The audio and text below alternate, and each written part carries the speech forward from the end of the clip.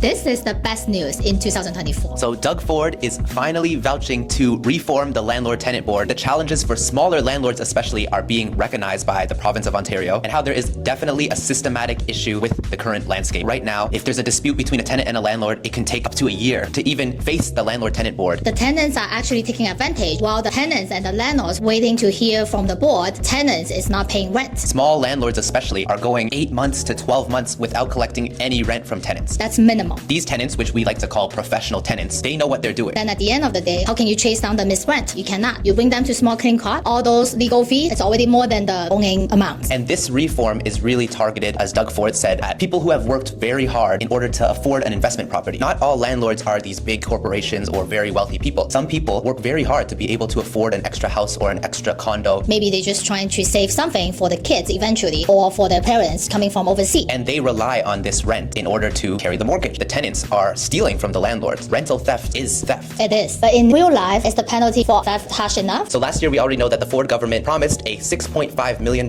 investment to increase staff at the Landlord-Tenant Board. Overall, I think that this reform is going to be good for the rental market and affordability of housing in general, because what this will do is it will increase the supply in the rental market, because it will bring smaller landlords back into the market. I anticipate that a reform will be good for everyone, including tenants. Comment below. What do you think?